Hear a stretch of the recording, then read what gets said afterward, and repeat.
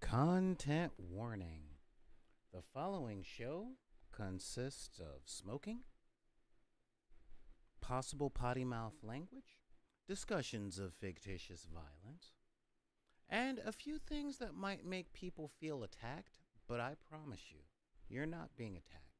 You're simply being seen and given an invitation to open a dialogue. With that being said, viewer discretion is advised. You sure you want to open a dialogue? I mean, seriously speaking, they're doing the thing. All right, yeah, that is what we're here for, isn't it? Yeah. All right, well, let's start the music.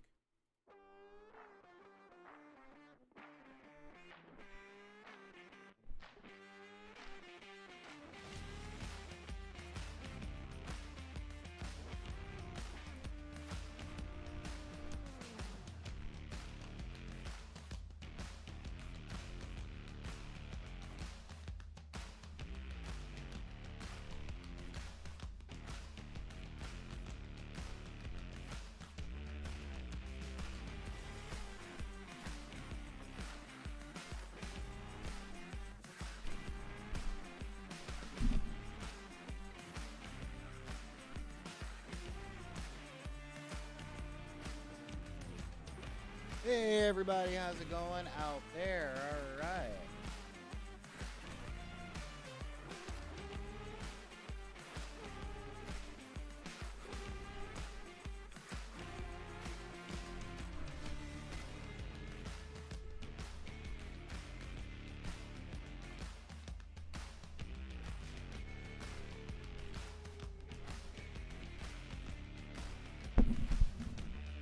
Hey everybody, what is going on out there? I am Solar Gray, the Cinematic Sorcerer, and welcome to the dark side of the room. Now, this is the show where we talk about a great many things, such as where we're at, what we're doing, all the games that we like to play, why we like to play games, and for people that aren't interested in games, we talk about a lot of stuff that goes on with life that reflects inside the game world. So that is kind of a cool. Oh wow, we open up with a question. One day, can we hear you play the bass? So I'm gonna just put that out there real quick. What I'm gonna do is, if people actually want to hear me play, all right, because a lot of people are like, oh yeah, when are you gonna play bass on stream? I'm like, I'm not doing a bass playing stream. I don't want people to think I'm like being a Charles Birthhound or a Davey 504 or anything like that, but this is what I'm gonna do. Okay, this is what I'm gonna do for all you guys out there. Okay, if you guys really want me to play the bass and all that stuff, I will do it. Okay, for the equivalent of donations that add up to about $100. All right, that is what I will do. If you guys are willing to donate $100 to the channel, then I will do bass player karaoke. Where actually not exactly bass player karaoke because copyright and all that stuff, but I will play a few tunes on my bass guitar. So there's that. But with that part being said, thank you for coming to the show today. We have a lot to talk about, which is why I'm starting early, okay? So, with the early start and all that stuff, again, I know that we have a whole lot of stuff that is coming out, a whole lot of stuff that's coming out with our content and the time it takes, and oh my god, I only planned on this being a 1 week project, and it's just eating my July. It's just absolutely eating my July, which is fine. I can, do a couple of things. My boss is kind of a jerk, but he does get reasonable and all that stuff. So if you have any questions, comments, or anything like that, it's real simple, okay? If you've got those things and you want to reach out and contact, there's a couple of different ways. The first way that you can do is pulling up your keyboard and typing in back in the deck at gmail.com. It's BACKINTHEDECK at gmail.com. You can also reach out to me over on Instagram, Twitter, and all of those places. Also under Back in the Deck, and you can reach out to me on TikTok at BidP, that's BIDPY, and of course you can reach out to me on that wretched hive of scum and villainy known as Facebook. I'm going to give you guys a little bit of a moment of zen and let you guys just look at those addresses long enough to write them down, copy them, and do all that stuff.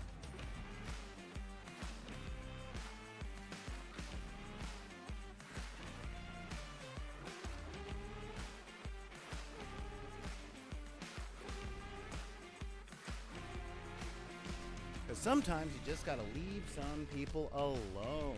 Right? So, ooh, look at all that there. And, yep, we got this whole thing going.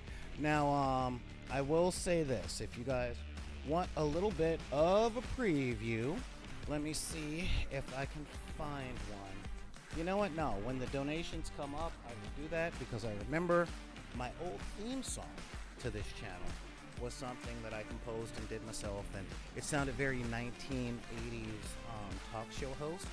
So I will play that for you guys and all that. Yeah. But yeah, live-based accompaniment to the theme music. I can do that. I finally have the right year to do it, so that is the thing that is going to come down. So let us get into the show today. All right, now I talk a lot, and I mean a lot, about the mind prison of various things. All right, and if you guys hadn't noticed, man, I've been falling down this 40K rabbit hole, not with the lore, because the lore is everything. Oh, it is the lore. Just learning the game. No, stop it. Seinfeld was not a bass guitar, it was a keyboard, and people have been asking me that ever since Seinfeld was in syndication. I am not joking. It is a thing, you know. Honestly, like, one of the reasons I quit carrying my bass in public was because I got tired of people coming up to me quoting that movie I Love You Man. And here's the funny thing. I've never seen that movie. Okay, I'm serious. I've not seen that movie, I Love You Man. But people, I guess, were quoting it at me all the time. Like, even cops. Like, I was actually pulled over, and a cop was, like, searching my vehicle, found my bass in the trunk of my car, and he's like, oh, yeah, gonna do all that stuff, slap the bass, huh? You're slapping the bass. And I'm like, ugh. Yes, and I don't play reggae music, okay? I play country, I play jazz, I play folk, you know, I play lots of metal, but yeah, I do slap the bass, but I don't play reggae. All right, I'm a black guy. Yes, I have dreadlocks. Yes, but I don't. I don't even listen to reggae, to tell you the truth. It's one of those things that people are like, "What? You don't listen? Oh my God, what?" Yeah. So, oh yeah, thank you, Sofa King. Yeah, I think it was a DX7. So yeah, it's a real thing. So, but like I said, I've been going down this rabbit hole for 40K and just trying to get everything, set for pre-production and all of those things. Cause I really want to pay attention. Hang on. Oh, I hate when I do this. I always drop important things. I want to pay attention and give some serious love out to my patrons because they keep me alive. So, seriously, patrons, all that stuff. Yeah, I wish it were that cool. Yeah, excuse me, sir. You know why I pulled you over? Because I want to hear you slapping the bass. Yeah, man, slapping the bass. And if a cop ever did that, I would probably just be like, arrest me now. Just put me in jail. Just arrest me. I'm done. I don't want to deal with this kind of thing. I'm just you know. What I don't do is I don't do the, man, why you always messing with me? Why y'all leave me alone? You know, because they love hearing that. But this is not that show. Hang on, I dropped something important. Now I dropped something else important. There it is. Okay. So, of course, that is the one I dropped. Hopefully, that's the one I dropped.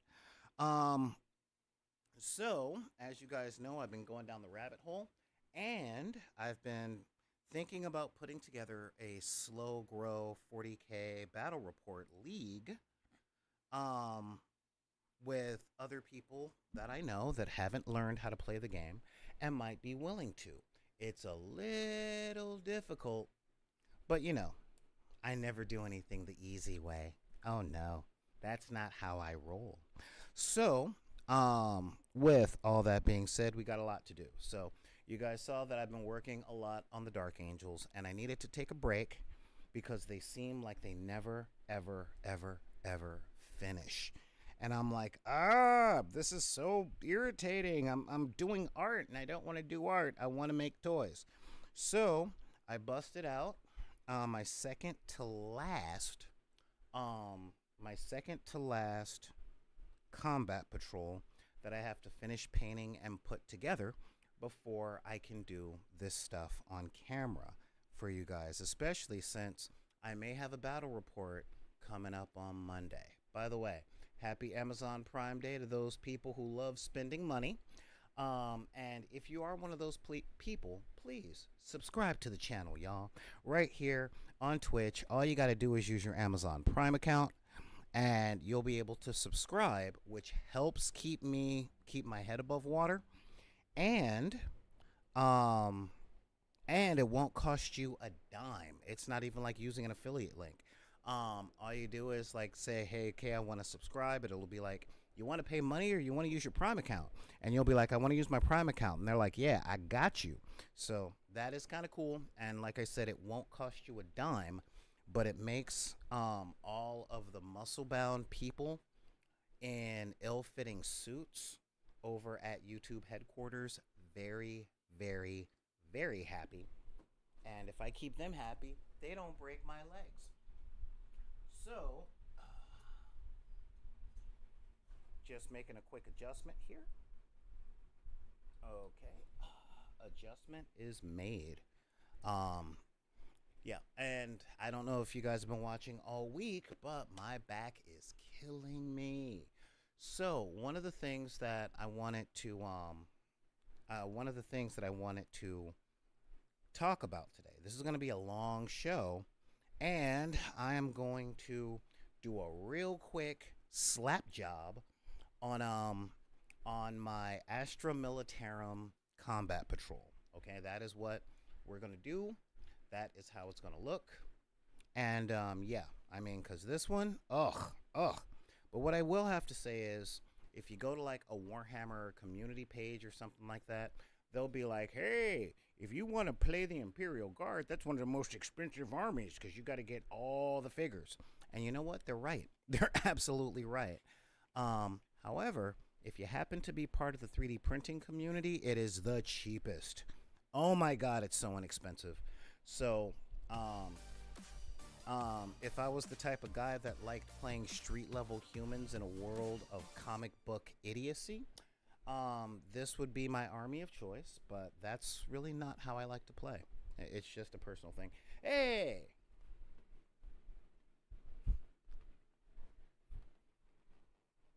Thank you so much, Sofa King Super, the king of living room furniture. So, now that we're doing all this, so as we talk today, I am going to be doing a quick and dirty, just quick and dirty Cadian, Cadian paint job on my um, on my Astra Militarum. Okay, I love these faux Latin names, and I say faux Latin because I took Latin in junior high school. So yeah, when it comes to the GW naming conventions and all that other stuff, I'm like, I see you. I see what you do. I really do. So, with all that being said, um, I talk a lot about mind prisons and breaking habits and just a lot of different things, right?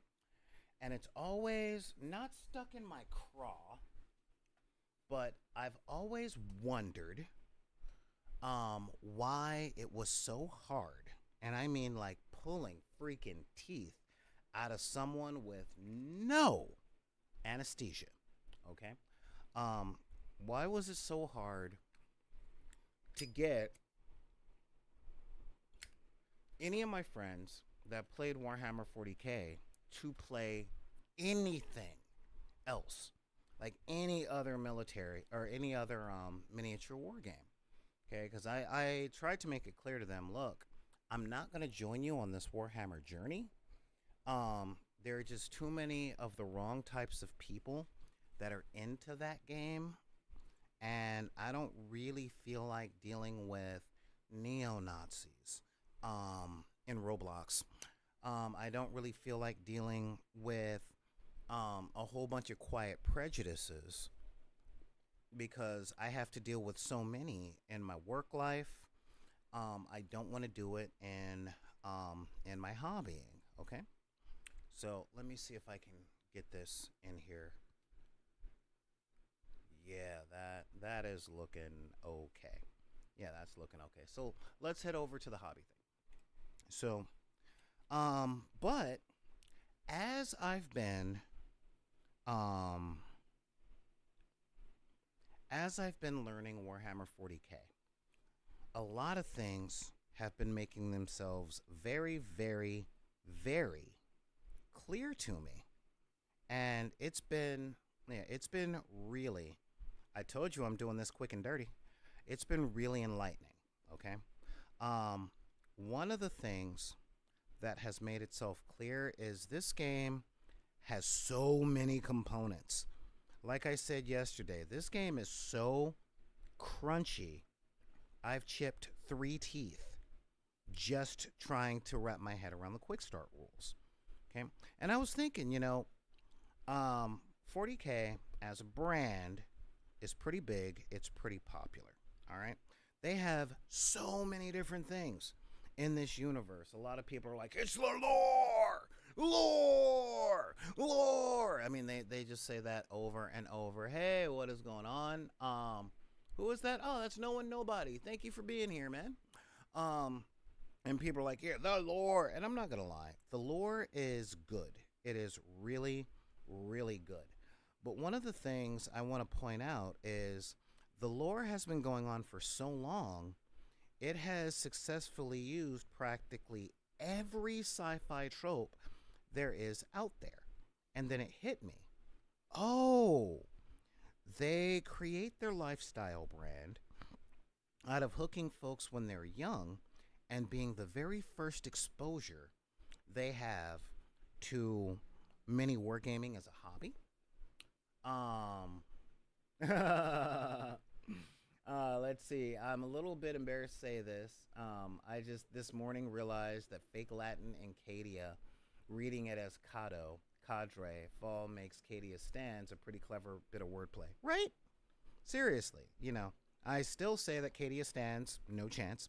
Um, but it's okay because that particular property will break before the wills of a lot of players. Anyhow, so as I was saying, a lot of a lot of the appeal for the 40 Kang comes in with hooking a lot of people when they're young. Okay, hook them when they're young, and so when they see stuff like Dune, they essentially start going, "Hey, they stole that from Warhammer 40K," because kids don't know how time works. um, but there's a lot more to it because I see that it is a lifestyle brand. Um, I had an idea how many video games there were for the 40K franchise. Okay, I had a slight idea of how many video games there were. Um, but I didn't know how far back they went. Okay. Um, I just, I'm not going to say I was today years old when I found out, no, it's not that bad. But I'm like, oh, wait a minute. That Space Hulk computer game from 1989, that was part of the Warhammer universe? Hey, who'da thunk? And there's a lot of stuff that's involved with this property that brings along. So it's got a really thick history, which is good because it's almost 40. Oh, it's the better part. Okay, it's the better part of 40 years old. But I think about the mind prison that folks get trapped in. And I want to make it clear. I call it a mind prison because a lot of folks commit to this game over a few reasons that we'll get into today. But they will stay there when it's no longer fun. And I always wondered about that. Okay, like seriously, I always wondered about that. And now that I've been learning the game, I have kind of I kind of have a small idea as to one component of it. All right. Now let's talk about this. Let's talk about this game as it stands. Now, every miniature war game that came before and since have a lot of the same components. Okay, um, but 40K, it's a little different. It's a little different. Yeah, I brought notes today because again, I want to seem a little bit prepared. Now, I want to tell a story. Okay, this is a thing. I want to tell a story. When I was a kid, I developed a very weird and regular thing, and you know what that thing was? A hatred of doing dishes, and this is why. When it was always my turn to do the dishes, I would start doing the dishes, and understand I'm the youngest by 8 years. Okay, so my older siblings, my mom, my great grandparents, just there were a lot of people in the house, which meant there were a lot of dishes. And we were not the sit down for dinner type of family. When I would wash the dishes, there would be a sink full of dishes for my little tiny hands. Okay? And I would do the dishes, and, it was one of those that I was being broken by inches because, the water was never hot enough. And I'm like, I'm 9. If this water is any hotter, it'll hurt and I'll cry. And then if I cry, you'll come in here and give me something to cry for. We've been through that all again. If you guys are old enough, you know. All right. Um, but I would endure the psychological and physical test of stamina to wash the whole sink full of dishes. And when I was down, we have our order. My order was plates, bowls, cups, um, silverware, or should I, plates, bowls, cups, pots, pans, silverware. Okay, primarily because the silverware would always fall to the bottom of the sink. So they were the ones I could get to last, right? So by the time I would endure the hot water and go through all of the stuff that it takes to wash dishes, I would finally be on the silverware, and I would be tired and wet, and my hands would be all messed up. And at the very end of it, I would be down to like 3 spoons and a couple of knives left. And then my mom or one of my brothers would come into the kitchen and fill the whole sink up again. Okay, with dishes from all over the house. And I'm like, one, who's using all these dishes? And two, why didn't y'all tell me there were dishes elsewhere? And they would be like, well, hey, we said to do the dishes. And I'm like, yeah, but instead of letting me go around the house and collect the dishes, it was, I told you to do it right now, so go in and do it. And this would happen 2 or 3 loads of dishes every time I washed the dishes. I hated it. Okay. I developed a serious, serious hatred for washing the dishes. Okay. Because every time I thought I was finished doing the dishes, they would come in with more. So, the thing would never end. And of course, this was after homework and before I could go outside and play. Oh, you're saying you can barely hear me? Hang on. Hang on. So, while I was doing the dishes, sometimes I would just break down and cry because I would never be finished. And you're like, how does this relate to gaming and Warhammer 40K and things like that? Well, what I'm starting to see, and I'm glad Decker Bloodclaw is here because he's a veteran Warhammer player, and yeah, I'm looking forward to talking to him. I'm putting a quick slap job on my Cadians because my Dark Angels are taking forever, and I need some immediate gratification. So, and let me switch my mic position. Boom. Now you guys should be able to hear me pretty well. All right. So let's see here. All right. Well, do do do. I hope that's better. Now, um, now as I was saying, as I've been learning Warhammer 40k, this has been the crunchiest tabletop minis game that I have learned to play. And I will say that by preferencing that I don't do historic war games. Okay? That is a really big thing. I don't do the historic war games. But yeah, this is really crunchy. And then I looked at what comes along with playing this game. And I'm like, okay, so you gotta learn the rules, which real talk have not exactly excuse me. The rules have not exactly been written in a very clear way because they're trying to compensate for bad sports and cheaters. And when I say bad sports and cheaters, I mean the people that instead of playing with the spirit of the game, they say, well, it doesn't outright say that I can or can't do something. So if the rules don't say I can't, I'm gonna play like I can. Yeah, the ever changing of the rules. And again, this is basically because and this is something I learned from a lot of games. There are the rules as written, and then there are tournament judge rules that keep coming down, and it's kind of a democratic way of writing rules. Okay, and that is neither a good nor a bad thing. It is just one of many ways to write game rules. But there's also the monetary cost. You know, what a lot of people, especially newer gamers, don't quite get is not every game are the games that we played when we were kids. Okay?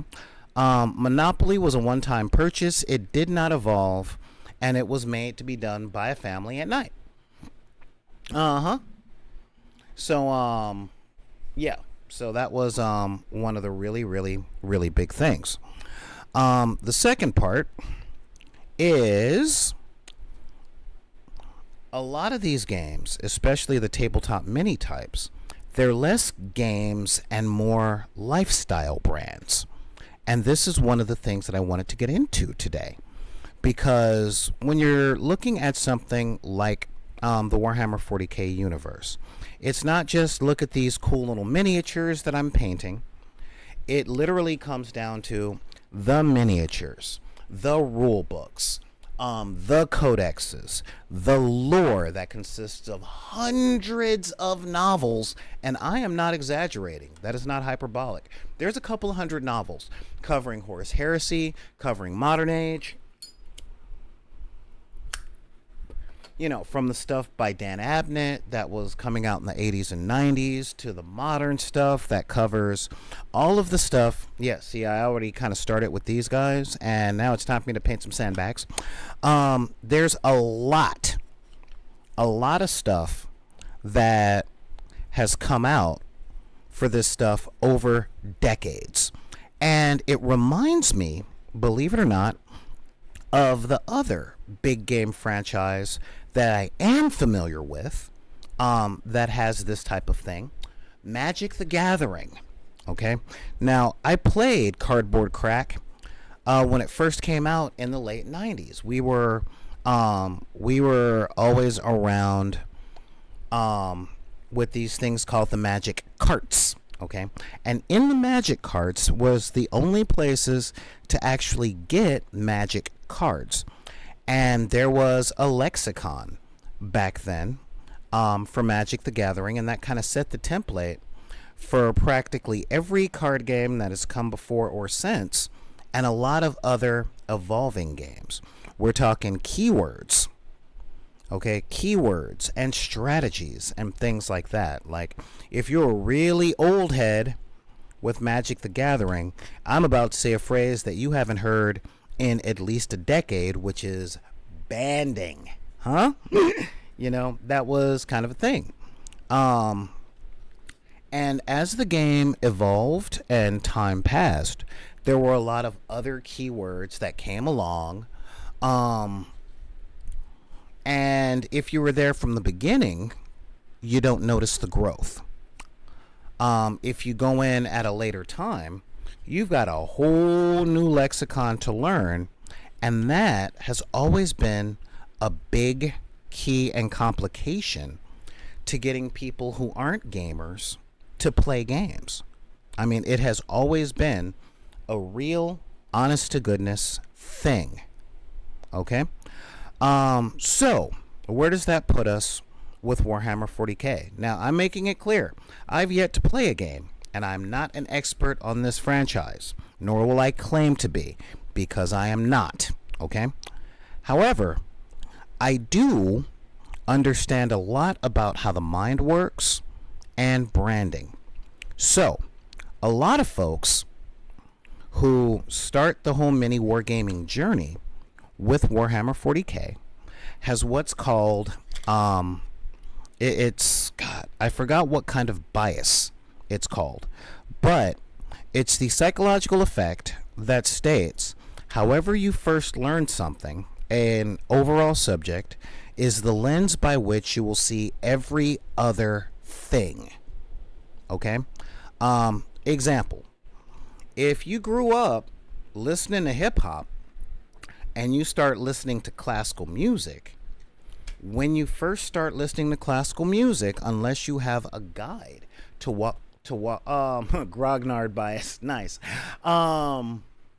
Yeah, if you grew up listening to hip hop and you start listening to classical, you will look for the things that make hip hop cool within classical music, because the thing that you started with and have been doing for the longest time is the way that you've been conditioned to see what it is, like what that thing as a whole is.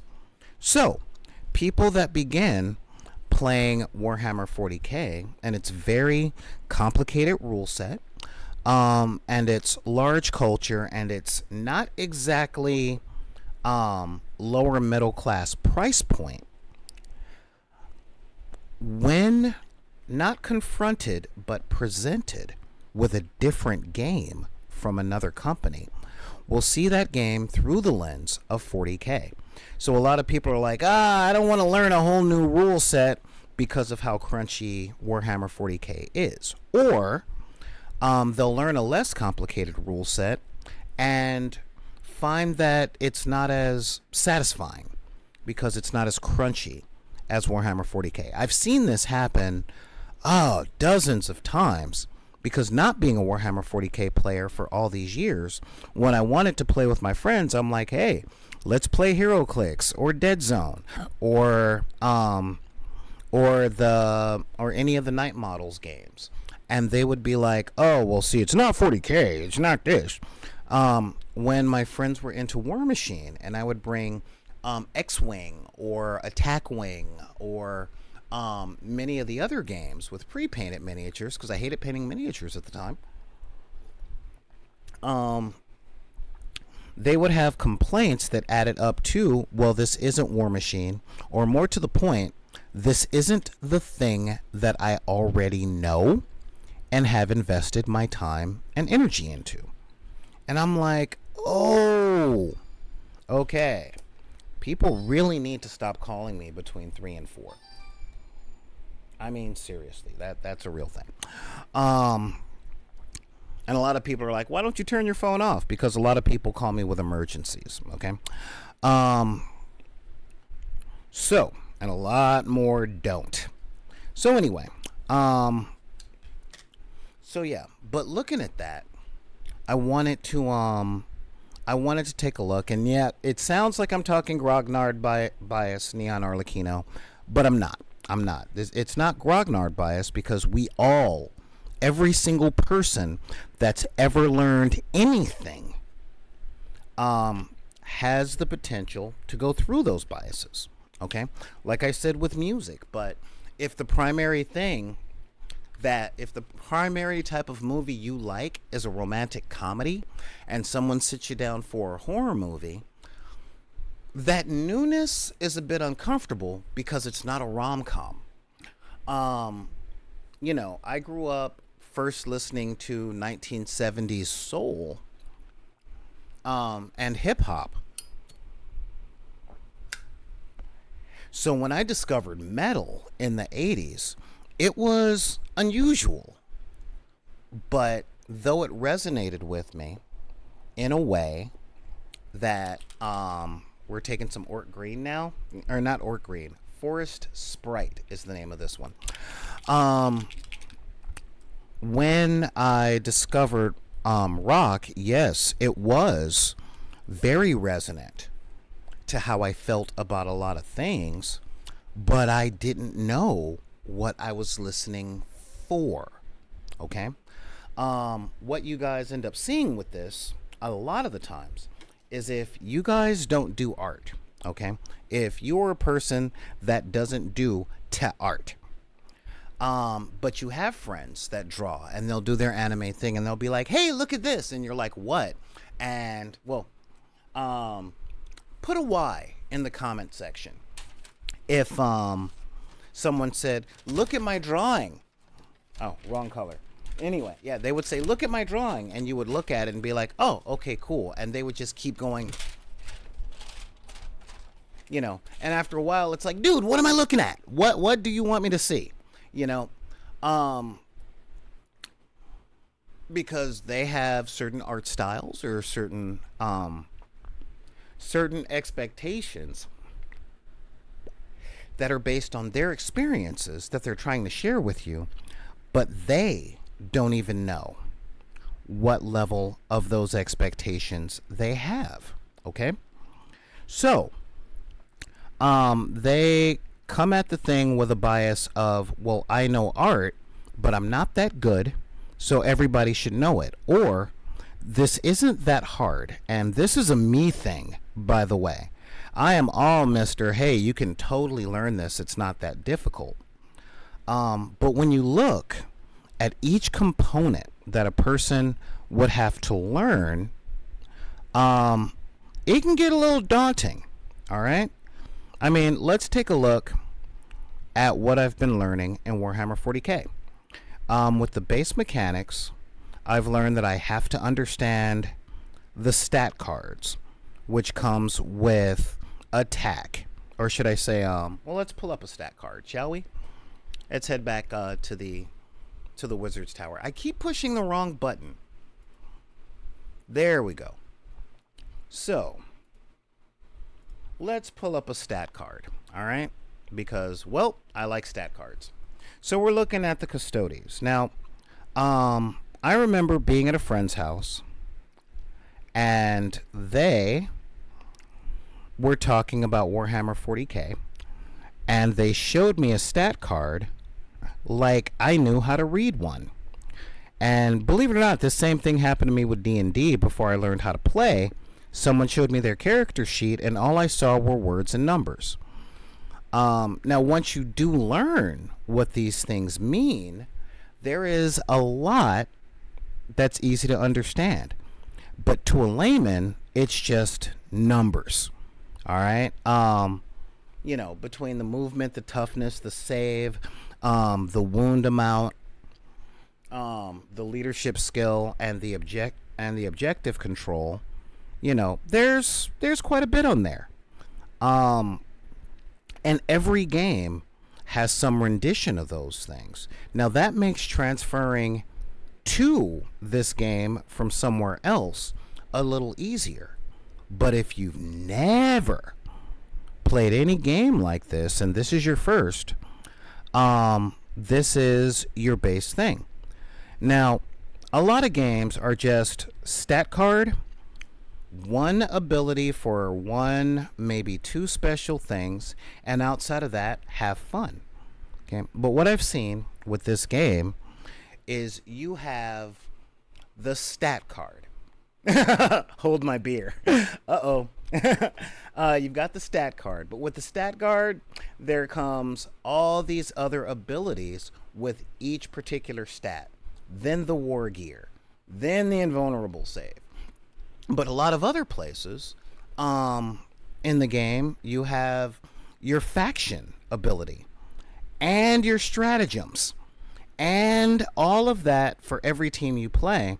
And I will say that this is the one game that I've seen where not knowing the stats of your opponent is puts you at a real disadvantage.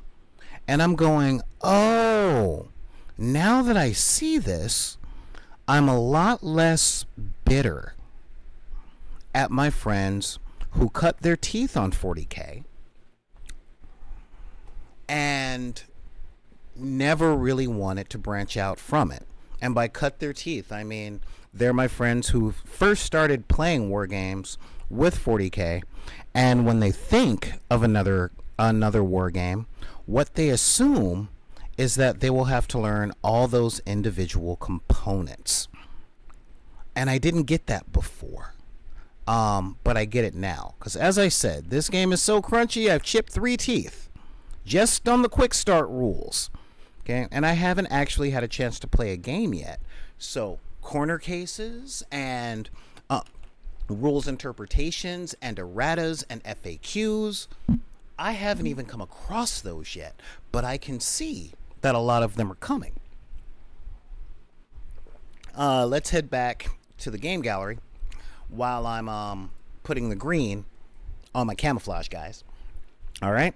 So that being said, what is the 40K thing? Well, with the books, you've got a lot of people that speak in the lore, and I can tell you, as a D&D player, and as a D&D player who's had a lot of Grocknar friends, part of a sense of community, at least if you're my age or dealing with people my age, has always come with a little bit of gatekeeping, in the sense of, what, didn't you read this part of the lore, or didn't you understand this errata? I put up this work, and with that, I always have to remind people, look, you did the work. That makes you special. And you are clever, so stop thinking that you're not all that great and that you're just average, and understand that you've done a lot of work. I commend you for doing a lot of work. And that's the perspective that I invite people to have, instead of the, I did all the work, why shouldn't they have to? Okay? Because I see that a lot. I see a lot of people saying, well, if I had to do this to play the game. Yeah, thank you, Decker Bloodclaw. I'm getting there. I'm taking this a little bit at a time for a lot of the folks that are still new as well. You know? Because that's something that I'm bringing about. As you guys can see, I've been painting a lot of these combat patrols. Primarily because as a person who teaches games, when I was a music teacher, the very first rule of becoming my music student was, if you're going to learn how to play bass or guitar from me, you need your own guitar or bass. Okay? I don't charge that much, but you need your own tool. Don't eat your picks, dude. If that's what floats your boat, go ahead, eat up. You know, just try not to do it the day before our classes, because I still charge you if you don't show up to game because you've got digestive problems from eating plastic. Okay? But yeah, it's always have your own stuff. And when I tell people about the games I like playing, the very first thing I hear is, I don't want to buy another game. I don't want to paint more miniatures. I don't want to put in the time and all that other stuff. And so I've developed the habit of going, dude, I got you. You know, there's a reason that I've put together, God, let's take a look. Let us take a look, because I'm literally one combat patrol short of having a lot of combat patrols. So let me see. I'm looking at 1, 2, 3, 4, 5, 6, 7, 8, 9, 10, 11, 12. All right, so of the 21 combat patrols that have been released into the stores, I'm literally one model away from having 12. 12 of the 21. For casual play, because most of my stuff is 3D printed, and that is why I invested in the farm. So I'm like, all right, if people want to play Combat Patrol, I got you. I'm also studying really hard so that if rules questions come up, I can either answer them or I can Google them within 5 or 6 seconds as not to mess up game flow. You know, so that's the work that I'm putting in on this, and that's the work that I do. That's how I roll as the cinematic sorcerer. You know, the lexicon is a lot, okay? But when it comes to talking to people that know how to play, the important thing that I'm trying to do currently is to remind folks that even though the rules are named basic, most new players are coming to things like this from games like Monopoly and Sorry and Cards Against Humanity. Cards that are known for fun with friends, games that are easy to learn when you're intoxicated, and games that don't really come with a lot of hard strategizing. Okay?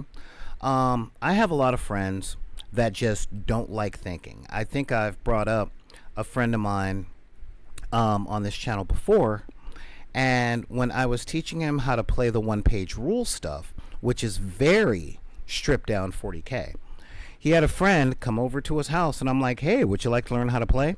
And his exact words to me were, and I quote, do I have to think a lot in the game? And I'm like, well, there does involve a little thought. He's like, nah, I'm good.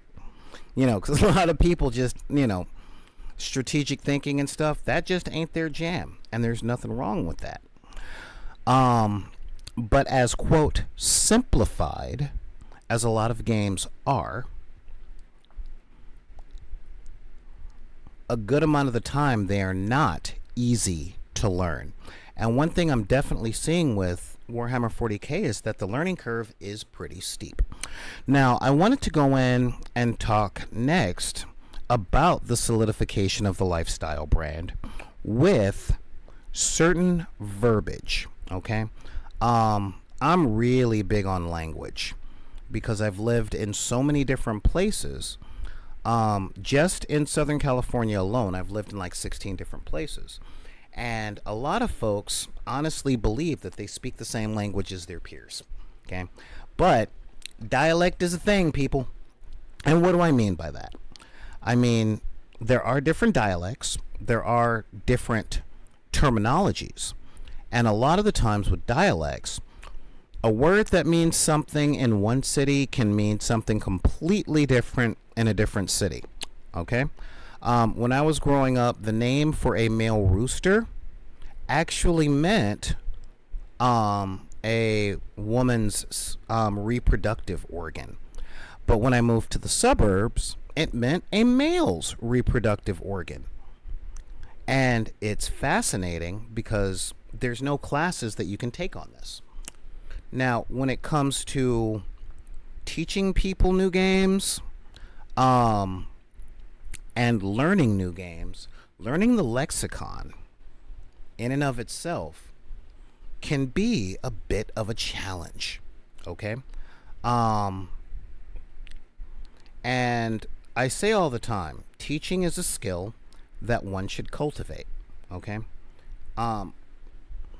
Because I was talking to a friend of mine, and I asked about fun.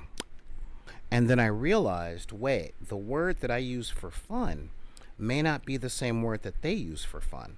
Since I don't play games specifically to win or lose. Yes, exactly.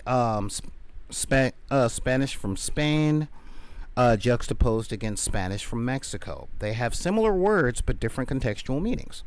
Okay? And they were saying, I can't tell you if an army is good, but they come from competitive circles. And I'm sure you guys have pretty much figured out, I'm a Timmy. I'm just going, oh my God, that thing looks so cool. I want to put it on the table and play with it now. Yeah.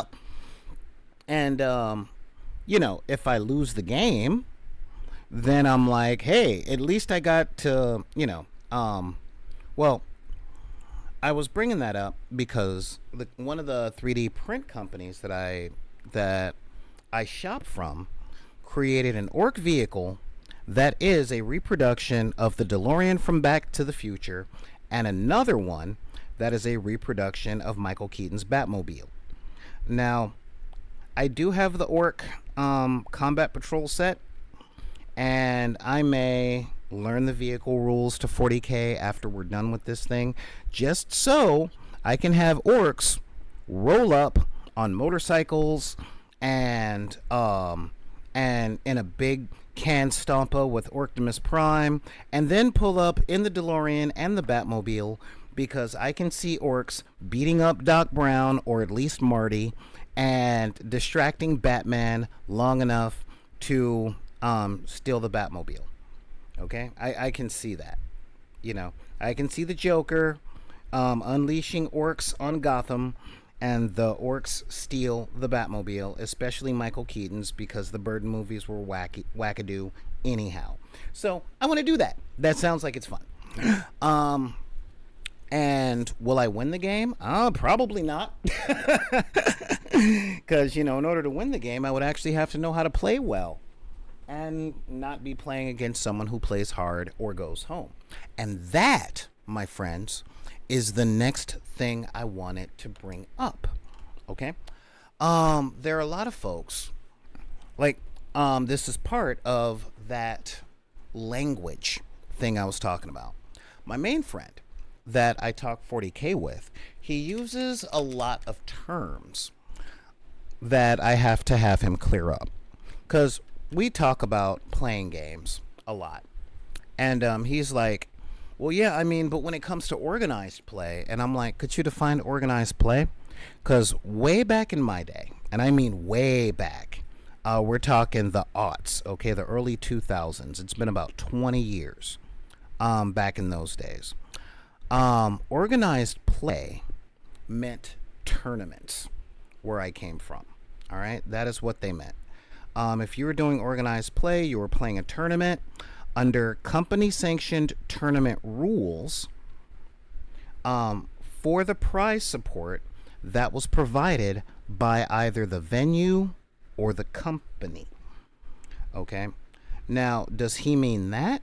Or does he mean organized play in the sense of a slow grow league with its own rules, or organized by a venue and not the manufacturing company? There's a lot. Okay, there's a lot. So when he speaks from that place, and I have to stop him and ask him what he means, because he's a pretty angry dude, or I like to say passionate dude. And in order not to get all the smoke, I have to make sure that he and I are talking about the same things. All right, and that is one of the ways that Games Workshop has really pushed their lifestyle brand. Okay, they coin phrases in the same way that Wizards of the Coast coined the term tap. Right, you tap your card.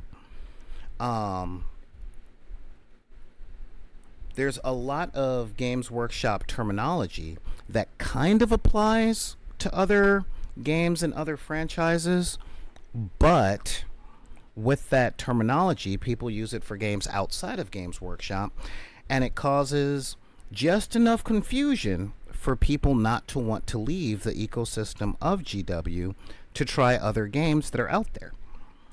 And again, I'm stating all of this with actually no negative judgment. Okay, I want to make that clear. I am not judging anyone. I'm not condemning anyone. If anything, I'm marveling at the methodology that has been used over the past few decades. Okay, I think about the lore. And again, a lot of people's introduction to a lot of sci-fi, fantasy, space opera stuff is the 40k lore. I was watching a battle report from someone last week, and the person that was playing loves the 40K lore. They love the novels. They love the video games. Okay? But they hate the tabletop game because it's not fast paced enough. It's just not their flavor. Okay? But since there are so many different ways to enjoy the Games Workshop product, the property of Warhammer 40K, it can lead to a level of ubiquity. And there is an old saying in marketing, which is when your product becomes the common name for the service that your product provides, you've definitely made it. You know, that phrase was actually coined by some dude, I forgot his name, but he was one of the senior executives at Xerox. You know, and we see that now. We don't do a web search for things, we Google it. We don't make photocopies, we Xerox. You see what I mean? Let's see. You should paint yourself a co-host of judgment. You may not judge, but they do. Oh, stop it. Just stop. I don't judge because honestly, I know that there's a place for everything. Like, I have been known to talk a lot of crap on competitive play, but the talk that I play, or the talk that I talk on competitive play, comes down to time or place. The lack of pre-game conversation. Now, I brought up the term organized play because a lot of people believe that they are casual players and they just do organized play. But if an organized play event is set up like a tournament and the culture is play hard or go home, are you not playing a tournament? Like, you know, I've always been a very, what's the practical application to this? Because a lot of people are like, I'm not a tournament player because I never play for cash and prizes. And I'm like, but you play just as hard as all of the people that do. So are you actually just playing for a casual game or what? And when Decker Bloodclaw was my guest on the show last Thursday, I loved how he said, yeah, even when we're playing casual, I'm going to go hard. And I'm like, thank you. Thank you, thank you. And this is a thing, because when there is an environment that uses soft language, like, oh no, I'm totally a casual player, for hard concepts, there's this thing of play hard or go home. And they say casual play or organized play, but they don't say tournaments, because marketing is real and a lot of people don't want to play tournaments. They don't want to a Rocky montage. So a couple of companies, and I'm not sure which companies did, but quite a few companies started saying organized play when they mean tournaments, because the organization is set up with tournament format, tournament rules, and tournament prize support. You see what I mean? So the differences in the definitions of the words that are used are things that are like, well, if you're already part of the community, you already know what we're talking about. And if you're new to the community, no one will tell you. You just have to follow the crowd. Are y'all starting to get where this is going? So a lot of this stuff was made for Lifestyle brand. Now, how do we get past the Lifestyle brand in order to expand our horizons, especially when the lifestyle that we've been sold is not very fun? Okay, because I'm not going to lie. As y'all know, using that whole, using the Timmy, Johnny, Spike thing, I am a Timmy, and at my most competitive, I am a Johnny, you know? I like going, oh my god, this is such a cool thing out there. Oh my god, they're all gold and full of filigree. I want to play, yeah! And a lot of spikes look at me going, oh, you're choosing Custodes? Power gamer. And I'm like, no, they're gold and they're shiny and they look cool, you know? And I don't play stuff to chase the meta. But make no mistake, I am a Johnny in the sense of, oh, you activated my trap card. I didn't think I'd be able to pull that off. Neat. I love Pyrrhic victories. And I say that because even if I lose the game, if I'm able to pull off that thing I thought was capable, I'm good. So yeah. Oh, casual doesn't mean non-competitive. It means that it's not subject to the structures of organized play. I'm right there with you. But I'm talking about the mindset involved. Okay? I've seen a lot of casual play that use tournament rules. Because, quote, well, the tournament rules are the only ones that are guaranteed to be fair. Or they're the only ones that are used to be balanced. You see what I mean? I don't like friendly versus competitive, because that implies that being competitive means that you can't be friendly. Okay? Zen, you've been watching the channel for a long time. You know how I am about sportsmanship and not scaring away the kids or the maidens. Okay? That's a real big thing. One of the solutions that I found past this is the pre-game conversation. Because in a lot of places that I've played at, especially here in Southern California, it is assumed that even a casual game or a friendly game or there is no money or prizes on the line game should be played with the same intensity as though a judge were watching and you're at the Las Vegas Open. Things like, you took your hand off your figure, that's the move. And no, you can't take back that move, although you don't know what you're doing. You play it where it lays, and then you got to get good, noob. That kind of thing. And I personally don't like that mindset. However, I do recognize and respect that places like Las Vegas Open, Warhammer Fest, and the places where there are judges and stuff like that, that is the time and place. That is absolutely the time and place to play with rules like that.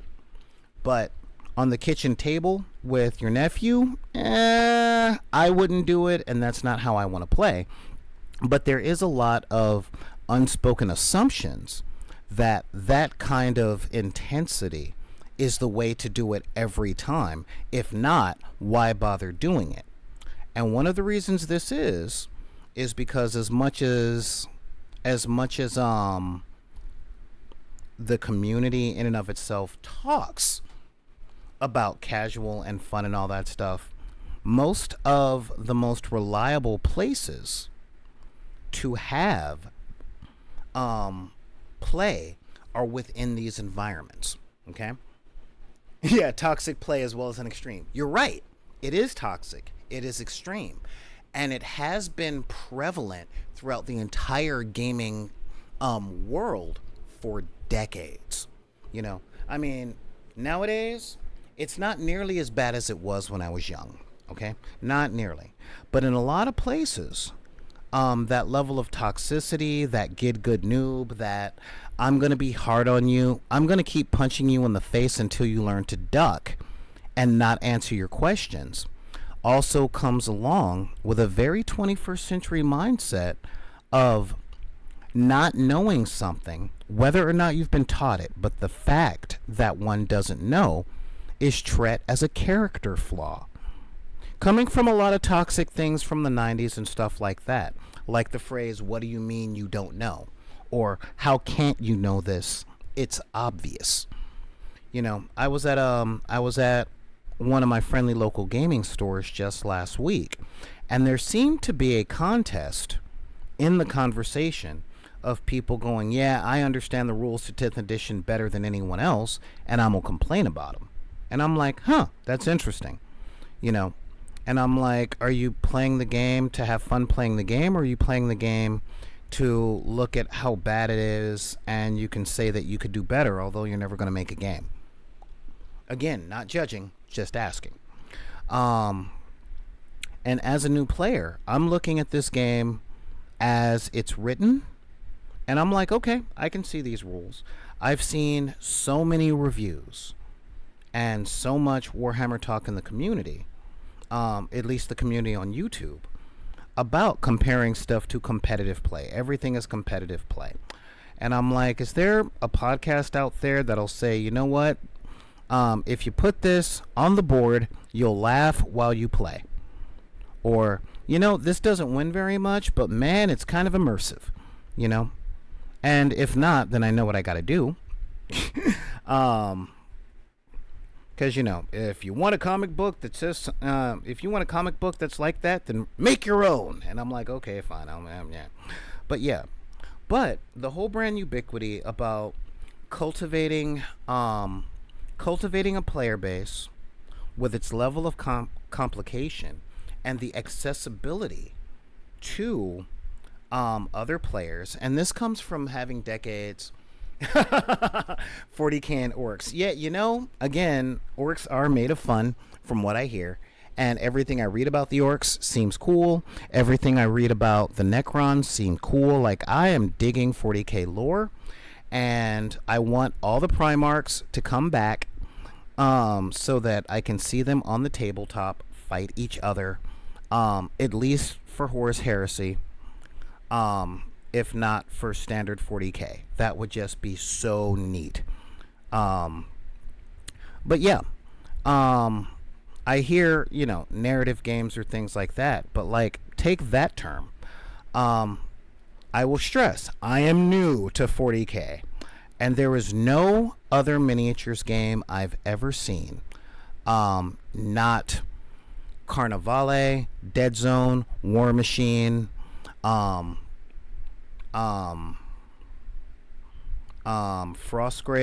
Stargrave, Ghost Archipelago, Batman the miniatures game, DC the miniatures game, Crisis Protocol, HeroClix, or BattleTech that uses the term narrative campaign. None of them do. The closest one to a narrative campaign I've ever seen that uses those words is Dungeons and Dragons. But when players speak and they use the term narrative campaign, I'm like, what does that mean? I'm just recently learning that narrative campaign means off-balance game where one player is playing out a storyline. And I'm like, oh, that's actually neat. Wow, somebody left a book. All right, Xenothades. Let's see. It is amazing how pervasive the idea is. I can't think of ever giving the impression that it was a problem not to know something, or not have learned. But my 6-year-old was telling me that she's anxious about starting first grade because she doesn't know how to read, and they'll just expect it. If she goes to a Waldorf school where they don't start formal reading and writing instruction until the first grade. Yeah. And it's not an official thing, and this is the pervasive nature that I'm talking about. Much like with discrimination, very few people in the modern age ever says, you're bad because, okay? They don't say, oh, you're stupid. They don't say outright, you don't know the same stuff that I know, so you don't deserve to be around me. They just actively ignore. And in a lot of places, Southern California being really bad, they'll talk crap behind your back. They'll laugh at you as you walk by, very much in a high school after school special kind of way. And so when dealing with a lot of new players, to say, hey, would you like to learn something new? There's a lot of that goes along in their heads where they're like, nah, I don't want to go through the hazing rituals again. Not to mention, I don't want to have to spend $500, $600, $700, $800 on new minis and then have to paint 30, 40, 50 more minis in a different paint style, to the standard of not just Games Workshop the company, but Games Workshop players who look at people who are on Instagram with their paint jobs, and though their paint jobs are better than anything that I've ever done, they say they're not good. So if they're not good and I'm not as good as them, blah blah blah. You see what I mean? Um, there's a lot of that. I know I myself I like the idea of big games. I want to play some big games, but most of the people that I enjoy playing with only like skirmish games because they're like, I only want to paint 5 to 10 minis. I don't want to paint 60. And I'm like, cool, you know? So when I try and share those things, a lot of people are like, I don't know, man. I don't want to paint. I don't want to have to invest hundreds of dollars and blah, blah, blah. And I'm like, dude, I've got all the figures. Let's just teach you how to play and show up. Well, if I get into it, then I'm going to want to spend hundreds of dollars. I'm like, you won't have to unless you want every single figure that this company puts out. Like, I talk about, a really fun game called Carnivale by TT Combat. And that game is pretty much built to be played on a 3x3 board. And you will only need, you'll never need many more than a dozen models ever. Because the game is small and it's designed to be played pretty quick, So I'm just kind of like, no, you can do all this stuff, but guess what? I have all the figures, yada, yada, yada. I started thinking about this when it came to the WYSIWYG rule. 40K was the first, and from what I can tell, the only game that I've seen played where WYSIWYG is a real thing. In the sense of, if you're going to play at our tables, you're going to play WYSIWYG, and if your figures don't have the gear that you want, then you're going to have to start all over, And that is definitely a part of something that I've seen in Games Workshop that I haven't seen anywhere else. Now, a lot of other games aren't as customizable. Like War Machine, there is no customization. There's no loadout of your squads or your figures. And most of the things come monopose, I mean, you can kit bash them to post them in other ways, but, it's very much buy the thing, play the thing, here's the stat card with the thing. A lot like the Combat Patrol boxes. You see? See what I'm getting at? Let's see here. What do you got? I like big games and I cannot lie. Oh, stop it. Stop it. All right. So yeah, that's a really big thing. And a lot of folks tell me, and this is something that I definitely see from them playing with bad sports or toxic players. They've seen enough toxic players to where they trust all the WYSIWYGness and all that stuff, and they don't trust not having it because they don't know which players are toxic. And that is a show for another time. I know I've had my fair share of toxic players over the decades. It's one of the reasons I started this channel. I'm like, this is a channel for people that like rolling dice and going pew pew. But today, I'm literally just talking about, I see how Games Workshop created their hegemony. And I dig it. Now, if you want solutions to it, you don't want to get involved in it, here's some things that you can do. Cultivate an environment where when you play, there is a coffee conversation, understanding established tones. Like, I'm new to this army, I don't get that rule, so can I change my mind before we move on to the next phase? Most of these are gentlemen's agreements, just, oh, no, we're doing this for that. Or if I do something that's against the rule, could you help call me out on it because I'm not sure of the rules, instead of calling me out on it with the accusation of trying to screw you over. Because I'm not calling a lot of toxic players bad people. I want you guys to really wrap your heads around that. I know that hurt people, okay? One of my friends who has been playing 40K the absolute longest, is one of those players that's like, the rules don't specifically say that I can't, so I can. And they were teaching another friend of mine how to play 40K. My friend had Necrons. This player had Orcs. And he teched his army to turn off all of the abilities of Necrons. This was, I think, back in 6th edition or something. And so the first round of the first game, his Orcs were all the way across the board. He shut down all the Necrons' tricks, and he didn't table him on his first turn of his first game, but he may as well have. So much so that this friend, the one who was playing the Necrons, doesn't want to play tabletop miniatures games with anyone else ever, because that is what he learned play was. And that's the point that I'm getting to today, guys.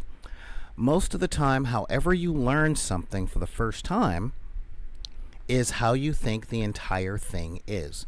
It's just like how a lot of us move off of social definitions of things that we learned when we were 8, even though we're in our 40s now.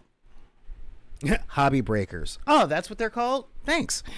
But the thing is, and this is a really big thing, and again, I have to laugh at the hegemony, because I said, I haven't played a game of 40K yet, so I don't really know how to say this is fun or isn't fun. I won't know that until after my 5th or 6th game.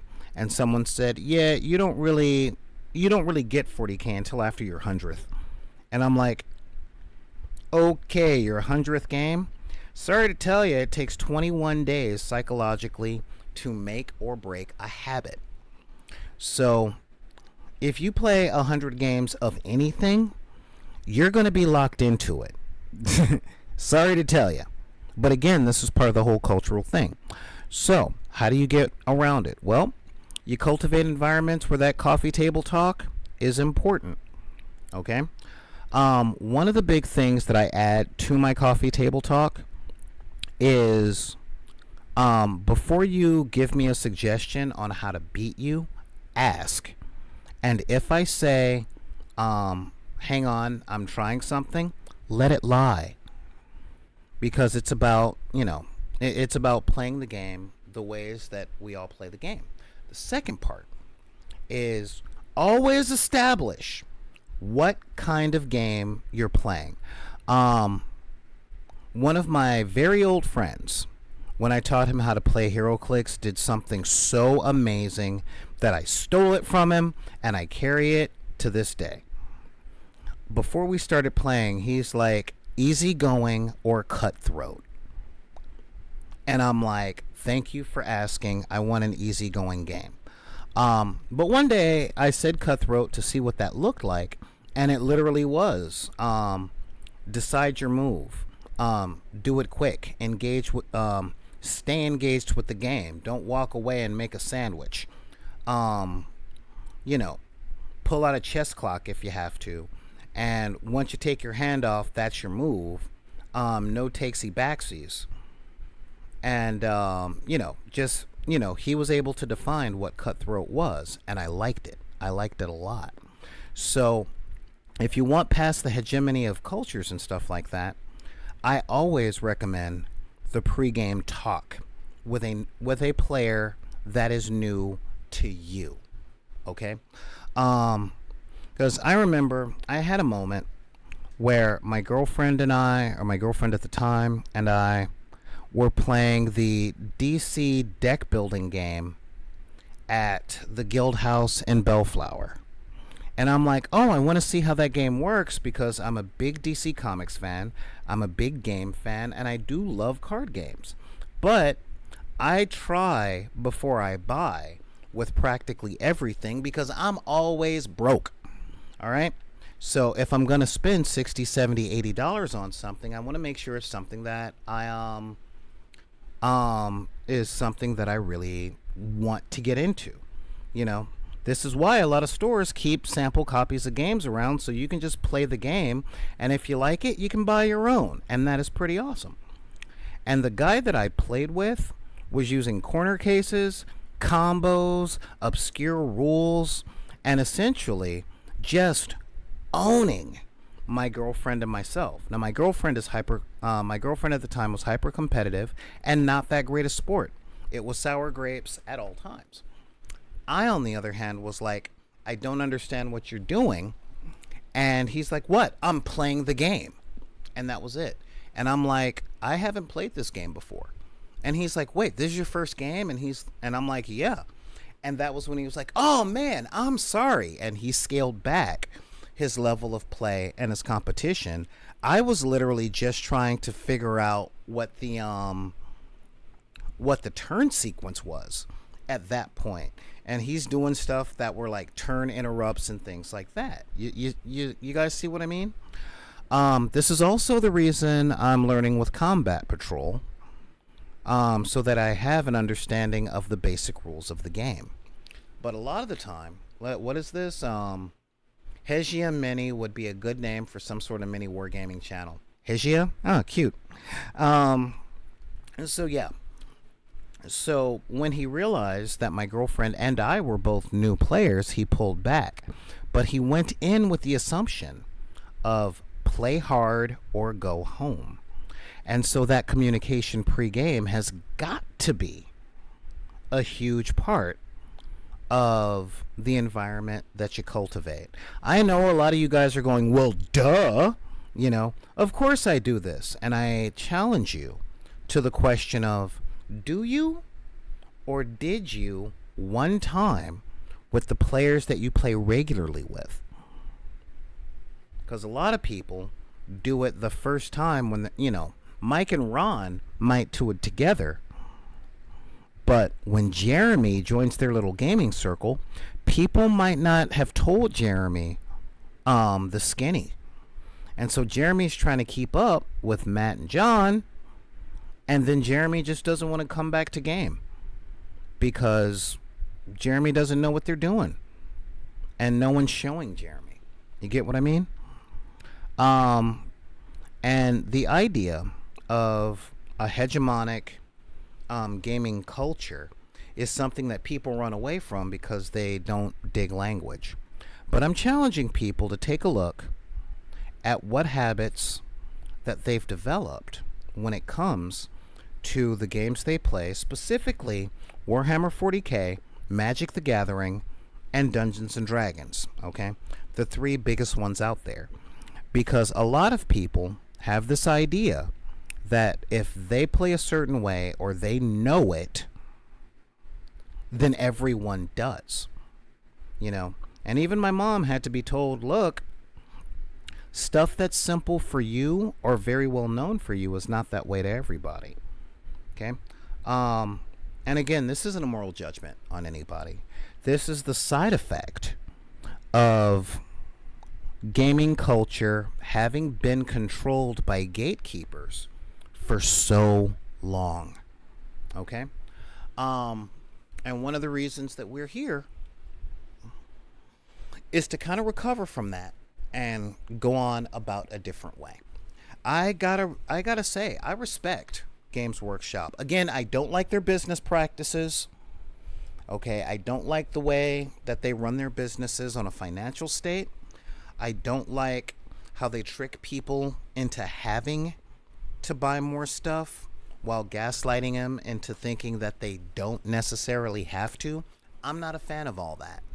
But I will say, well done on becoming the language that is used within the hobby spaces. Let's see. Is it not also a symptom of gaming culture moving heavily online, so most people's experiences start anonymously with players they may never see again? I can't say yes to that, Neon, because the behavior that you're talking about online was planted with an underlying idea of the hazing and the gatekeeping and the idea that I worked really hard to do this, so the new person should have to work just as hard, or I was made fun of when I first started, now it's my turn to do that. Learning how to game online makes that easier to do, but the underlying thought process, that whole gatekeeping thing. Hang on. Yeah, that underlying gatekeeping thing is a symptom of something different. Okay? Um, so that's the thing. And the people that, I mean, yes, more people will probably do that online than in real life. Or then, yeah, than in real life. I was about to say than IRL. And I'm like, wait, IRL means in real life. But the biggest thing on that is the mindset that creates it, the in group, out group dynamic, and the earn your way in to the in group dynamic. It's something I've never really liked, and I'll tell you guys why before we wrap up today. I was young when I started working at the Renaissance Fair. I was like 16, 17. And I heard what the Renaissance Fair was. Okay. What I heard that it was a big festival for people that wanted to recreate Renaissance England.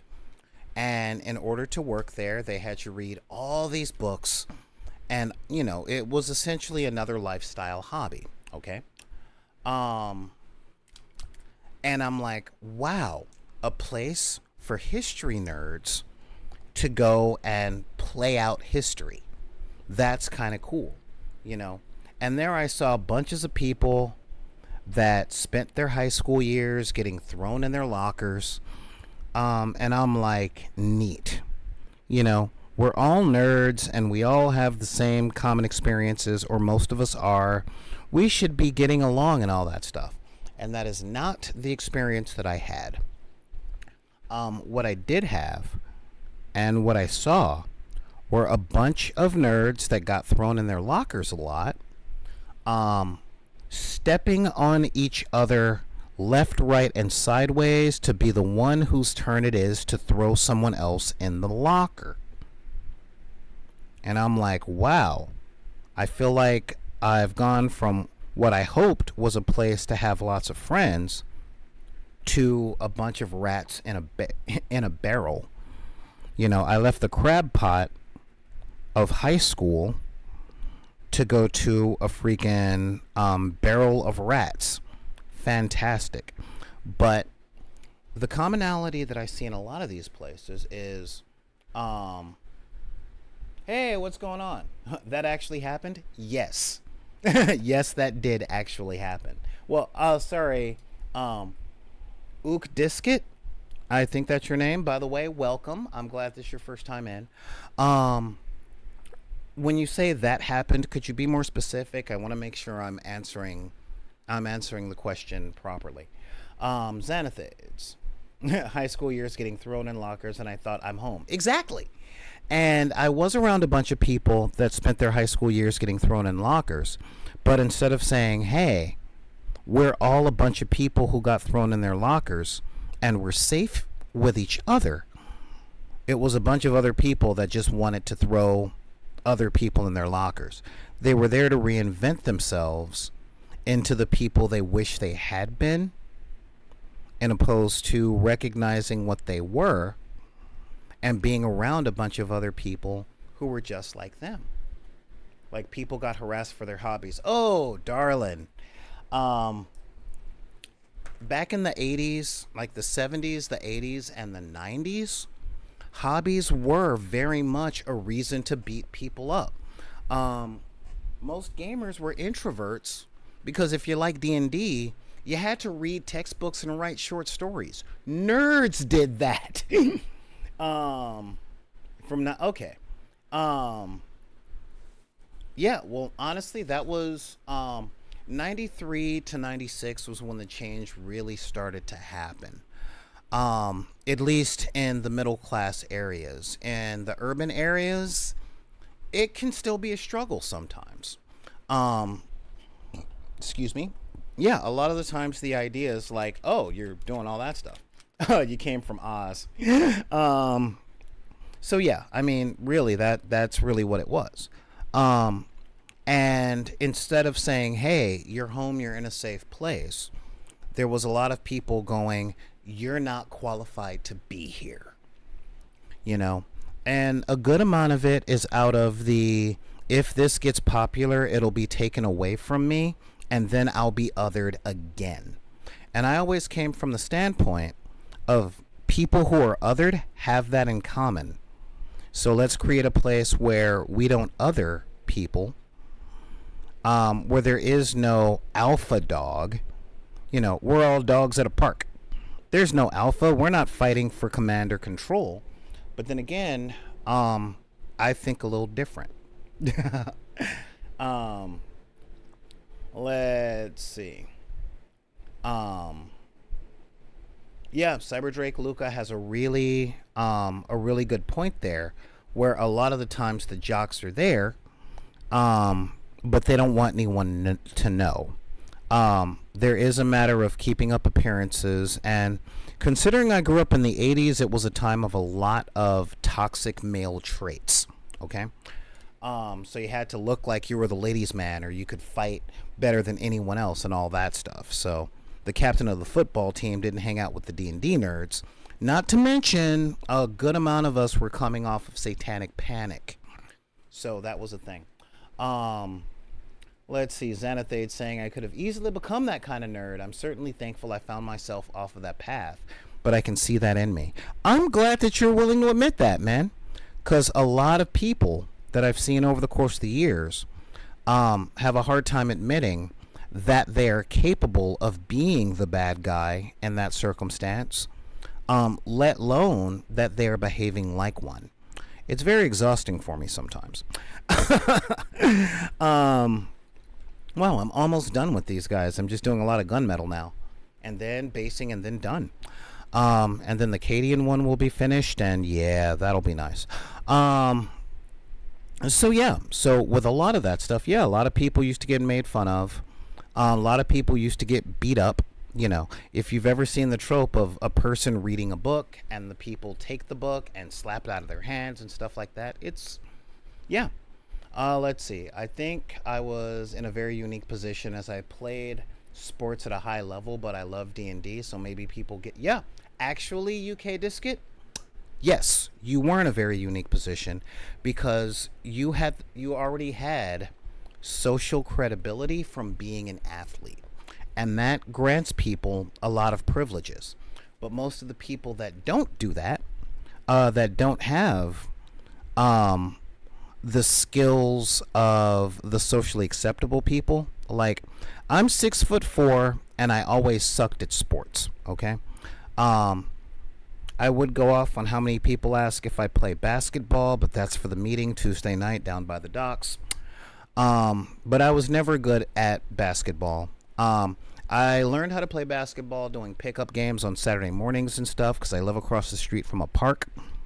And thing is, I could never dribble very well, couldn't run, couldn't shoot. I was good at getting rebounds, and I was a lot like the coyote from Looney Tunes, with the sign saying, well, you wanted me to get the ball, now what do I do with it?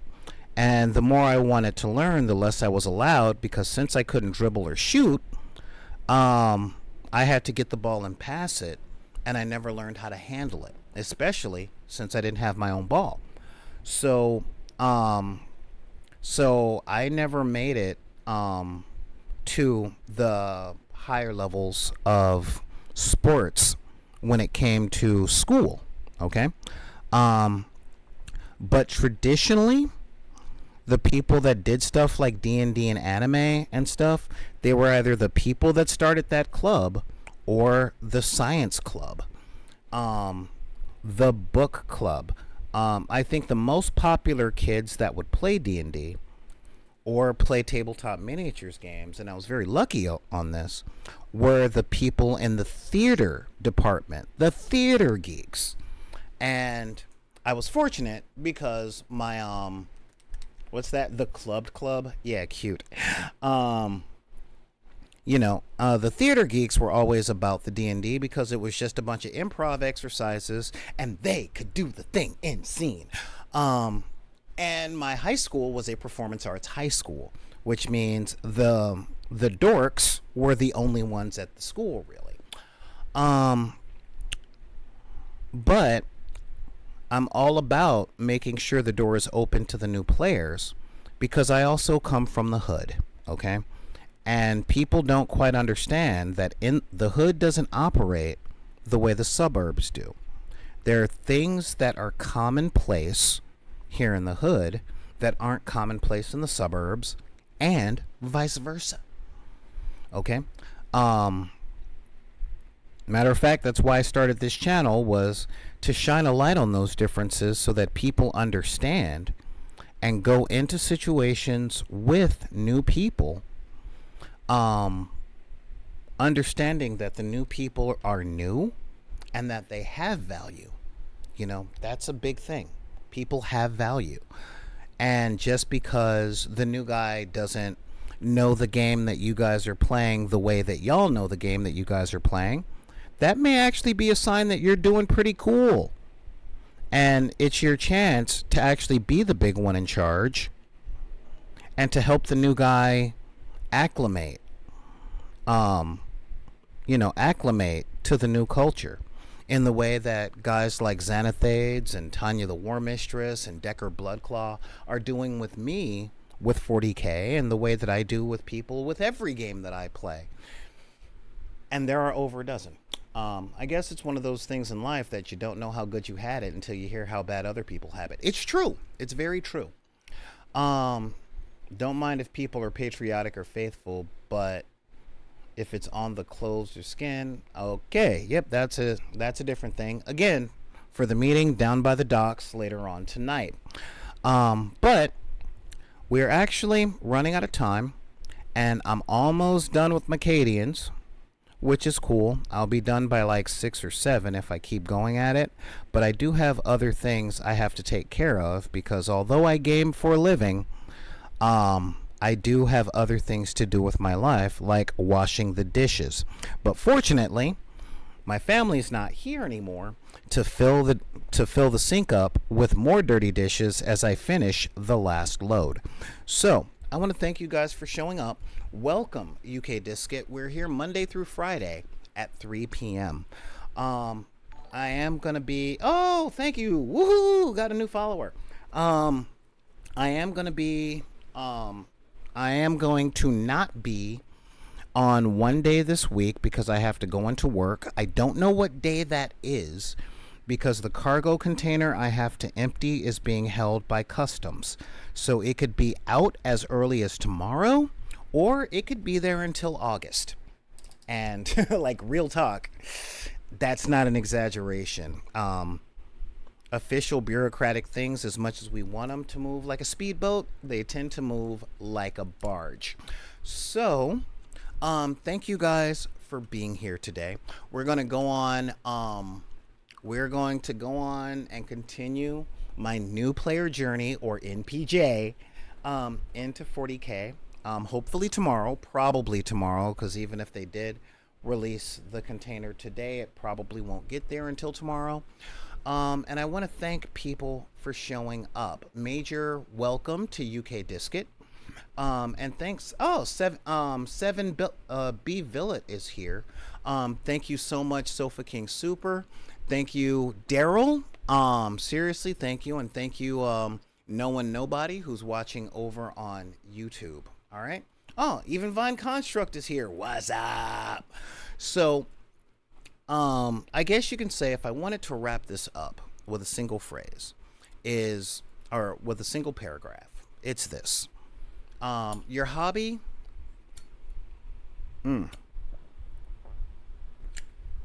it doesn't have to be your life. And because it's the life of other people, it doesn't mean that it has to be yours. Okay? Don't be afraid to ask questions. And there's nothing wrong for not knowing, all right? But here's the other caveat. If you're at a game store and there's a conversation about stat lines or 40K or whatever is going on, there's no shame in just listening. You don't have to insert yourself in the conversation. And if you don't insert yourself into a conversation with mastery, but you ask questions to understand, most of the gamers that are out nowadays, okay, are really cool people.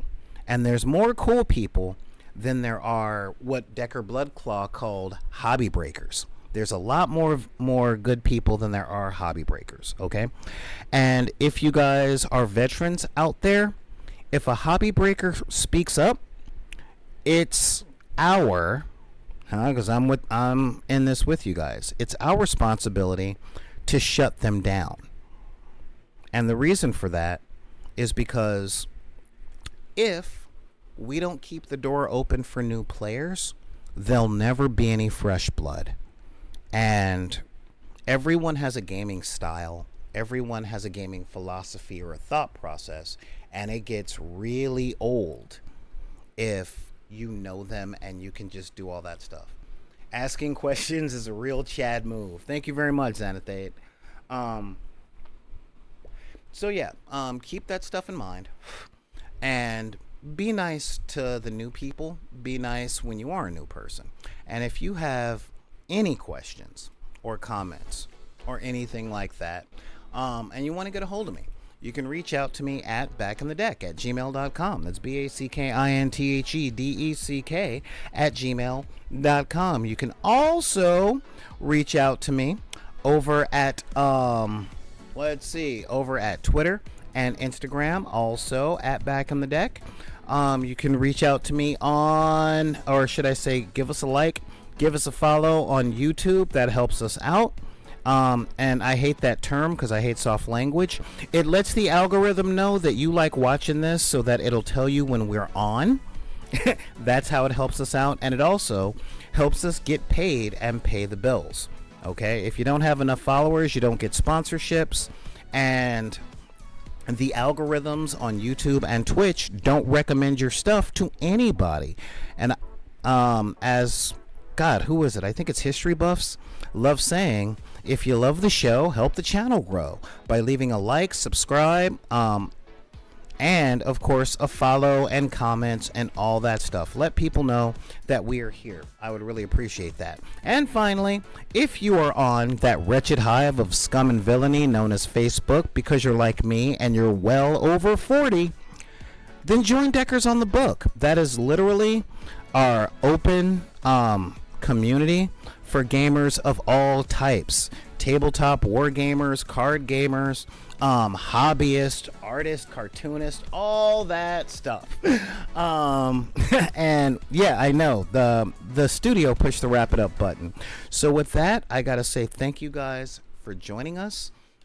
Join us for the rest of the week. Again, this month we're doing the whole thing. I have a game scheduled again on Monday, and we'll be doing that from the Guild House in Bellflower, so that is going to be fun. And just remember, if anyone ever tells you that you don't belong in the group or you shouldn't be playing the game, or people are surprised that people like you play the game because of circumstances of your birth, be it race, religion, creed, gender identity, sexual orientation, disability, neurospice, or your budget, because we all know that the trailer park ain't never too far from the hood, you can take any of those cards, or you can tell them to take any of those cards and put them back in the deck. I'm Solar Gray, the Cinematic Sorcerer, and thank you again for joining me, and we will see you guys next time on the Dark Side of the Room.